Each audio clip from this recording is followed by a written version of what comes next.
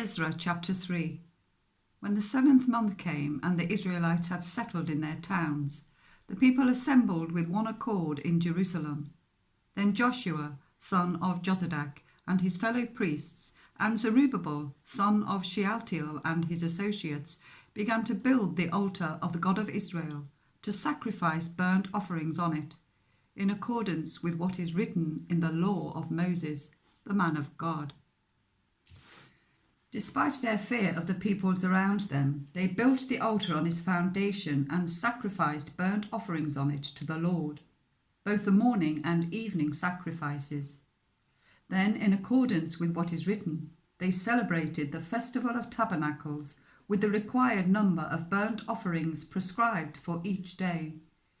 After that, they presented the regular burnt offerings, the new moon sacrifices, and the sacrifices for all the appointed sacred festivals of the Lord, as well as those brought as free will offerings to the Lord. On the first day of the 7th month, they began to offer burnt offerings to the Lord, though the foundation of the Lord's temple had not yet been laid. Then they gave money to the masons and carpenters, and gave food and drink and olive oil to the people of Sidon and Tyre, so that they would bring cedar logs by sea from Lebanon to Joppa, as authorized by Cyrus, king of Persia.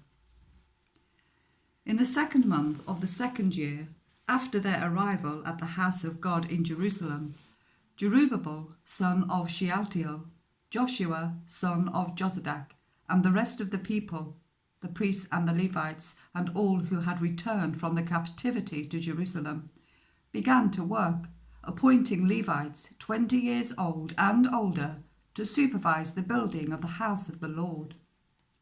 Joshua and his sons and brothers, and Kadmiel and his sons, descendants of Hodaviah, and the sons of Henadad and their sons and brothers, all Levites, joined together in supervising those working on the house of God.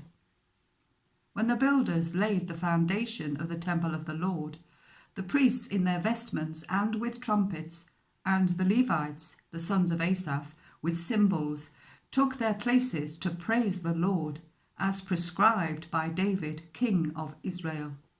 With praise and thanksgiving they sang to the Lord. He is good, his love towards Israel endures forever. And all the people gave a great shout of praise to the Lord, because the foundation of the house of the Lord was laid. But many of the older priests and Levites and family heads, who had seen the former temple, wept aloud when they saw the foundation of this temple being laid, whilst many others shouted for joy. No one could distinguish the sound of the shouts of joy from the sound of weeping, because the people made so much noise, and the sound was heard far away.